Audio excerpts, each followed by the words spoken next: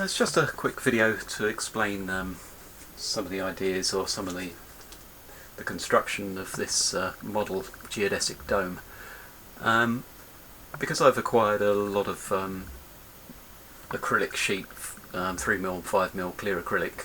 It's brand new, it's the offcuts from a laser cutter, and I've always been interested in making kind of geodesic structures, and the materials being free, it gives me a good opportunity to kind of mess around, play around with these things. What I'm working on here, it's going to be 600mm diameter, basically a half scale model. I'm going to make this as a kind of cloche for the grow towel. So the idea is that this is going to sit on top. It's not really holding itself together at the moment because obviously it's only part of a dome. You need the whole kind of hemisphere for it to kind of self-support itself, obviously, because these things can hinge, and it's only when it's got the other bits tying it together that it gives it its rigidity. I wanted to explain a few of the kind of some of the theory behind these domes, and I'm not sure how well organised I am here. I've got various bits and pieces. So to make the dome, and this is what's called a 2V, a second frequency dome, and I've just got a kind of a sketch of it here. Obviously using technology to superimpose this on the screen. But if you look at this thing, you've got basically pentagons. So you've got 1, 2, 3, 4, 5. So that's 5-sided face on top. And then you've got hexagons as well. So you've got this face here, 1, 2, 3, 4, 5, 6. So you can see this shape here has got 6 sides, and that one there's got 5 sides. So to construct these domes, you've got these triangles here which are equilateral, and then you've got these triangles here which aren't.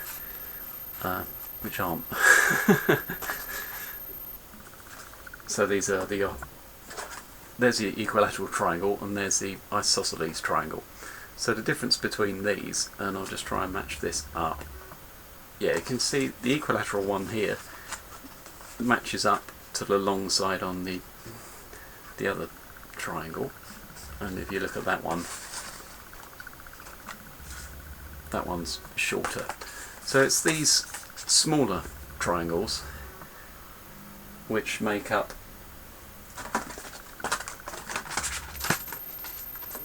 the pentagonal sections of the dome. So can you see you've got the 5 sides here, and that equates to what would be the top surface on this dome here. And then likewise around the sides you've got these 5-sided pentagonal shapes. So if you imagine that shape here, it's constructed out of those smaller sections. So you've got these smaller sections that go around the outside, and then you've got one in the centre.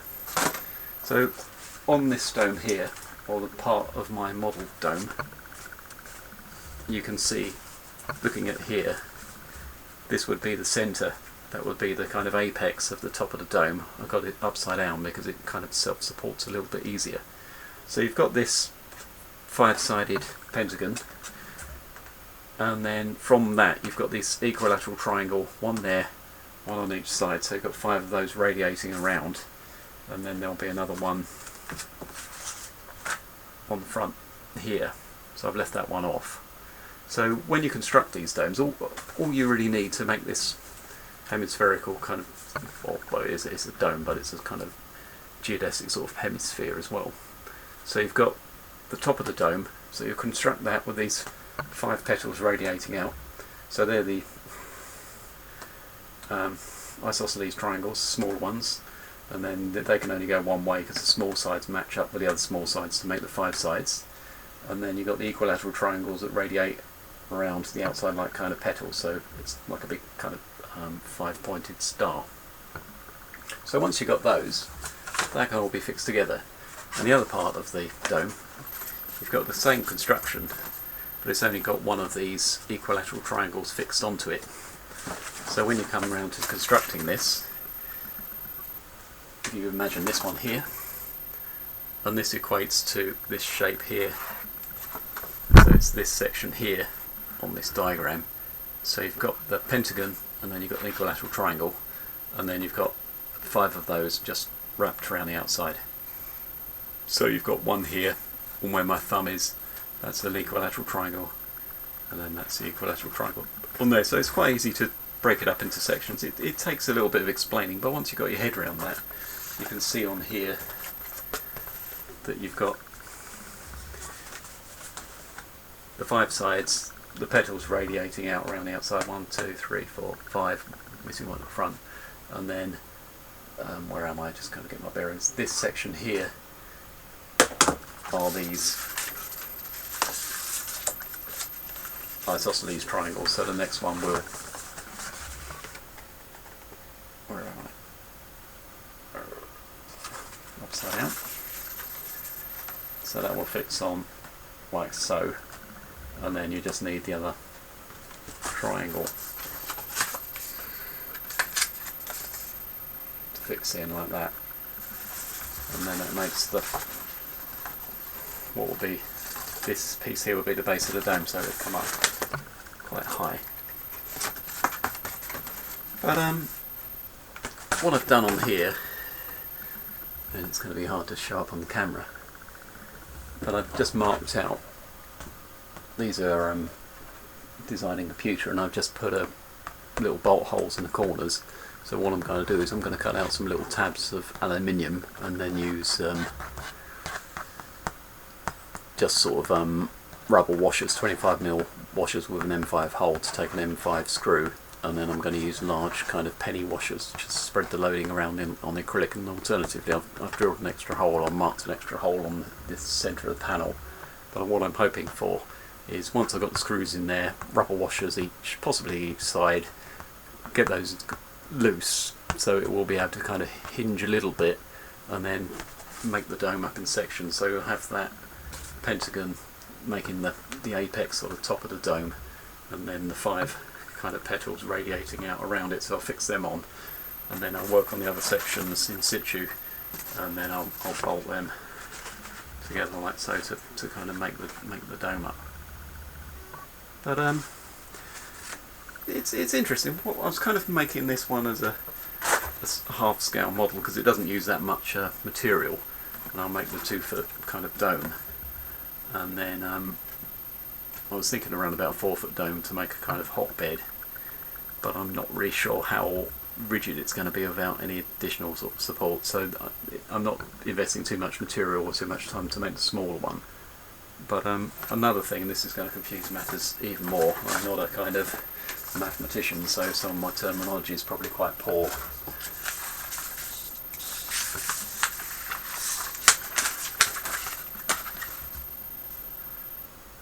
But this is quite a bit of a job to get my mouth around. It's an Icos Cydodecahedron. So basically, it's a sort of augmented dodecahedron that's basically got these facets taken off. So it's got these equilateral triangles here. But that's quite similar to the 2V, the second frequency geodesic dome, because if you kind of imagine these were augmented, and then those faces were subdivided into the 5 triangles, and then the centre point of that was raised up, that would give you this kind of effect, and then that would give you the 5-sided face here, and then those faces, you've got the 2 equilateral triangles, they'd be further kind of divided up, and they would make the kind of hexagon. You'd have 1, 2, 3, 4, 5, 6, so you'd have the 6 sides on that. So what I'm kind of thinking, if I could frame these sections up, there'd be a lot of less materials because I'd only be working to that lower edge. So having a kind of rigid framework on here would stop this from racking and moving around like that, give it sort of some bracing. And then what I'm thinking, this is just sort of concept really, that I'd be able to actually have that section sort of lift off for access, so the top of the dome, that ridge piece would come off, and then you could either clamp it on or fix it somehow. But another method for doing this kind of thing as a cloche or a greenhouse is, what I'm going to do is I'm going to make a router template or a router pattern for each one of these pieces, and these are half size, so these are going to be quite small when I'm making them for the model, but they're a reasonable size. They're around about 300mm by 400mm. I'd make an initial one out of MDF, and I'd route round that to make a pattern, and then I'd use that pattern to screw down to the acrylic with a little piece of scrap MDF underneath, and then the router bit would follow that with a ball bearing guide on it. I've got one here just to show you. So you've got a ball bearing on top. The ball bearing, if that was actually MDF, it would follow the MDF round, and then it would router those out to the same shape. So for this one you need the ice, I can't even say it. Your equilateral triangles, you need, I think it's 10 of those, and the isosceles triangles you need 30, so you need quite a few pieces, but that would be making a 4-foot dome. And so to buy a 4-foot cold frame, it's probably, to get a nice one, it's around about 200, 300, 400 pounds, something like that, so I think it's worth doing. And once you've got the kind of patterns and the CAD drawings, you can always scale those up. But what I did say is it's kind of, I'm not too sure if it's actually going to be structurally kind of secure, just having the 5mm acrylic. I think once it's fixed together and it's rigid, I think it's going to be fine. It's just that initial kind of construction. I'm not sure how easy that would be, especially on the larger one if it's 4 foot. How to kind of hold all the pieces together. You might have to kind of prop it up somehow, and then assemble it as sort of sub-assemblies. But when I'm making the patterns for these, what I might do as well, on the larger one I might cut a circle out of some of these ones. I don't know if I've got something similar to show you. Yeah, so you'd make something similar to this sort of shape, and then that would fix on like this. You'd have a bolt that goes through the two, and then you can open it and close it, so you'd have number of cutouts like the kind of blades in a fan, and then when you rotate that round it will close it off, so it will give you a little bit of ventilation. And I think having a couple of those, maybe in the 6-sided ones you could have, or just the opposite ones, so you could have that one there and that one there, and if you have some at the top and some low level, that will give you a little bit of ventilation. With the smaller one, because I'm making it around about 600mm diameter, and until I got the model together I'm not going to be too sure how that's going to correspond, because obviously it's not a circle on the bottom, it's going to have multiple sort of facets. I was thinking a bike rim, if I could kind of make a bracket and then I could fix the whole thing to that rim so that the base of it was really secure and it gives it some weight as well, then I could lift up the whole cloche, lift it up and even hinge it and put some supports under it for ventilation. But that's the idea, and like I said before, it does sort of hold its shape slightly better upside down. It gives you a bit more of an idea of how it's going to fix together. So if you imagine there, that's the ridge there, and then there's going to be another couple of sections on these to give it the height and the diameter as well.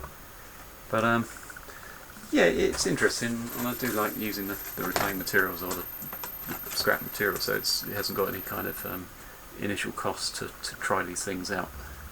And there are a couple of gardening groups that I'm a member of. They're also sort of shown an interest in making the dome, so I think it would be good to have a dome as an initial kind of concept, and then depending on how many volunteers and what sort of time frame and possibly how many people we can get on site and things like that, I think I'll be interested in going ahead with that. So this one is, I think I did something slightly wrong with that one. I was using the larger triangles. Oh no, that's it. Yeah, when I first made this,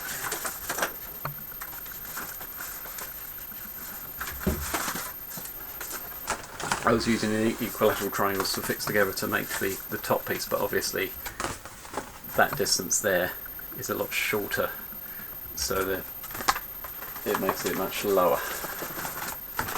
So that one was just a bit of a mess up, but quite a good experiment at the same time. So this one, you can see it's actually quite quite flat, but having those facets does give it the strength as well.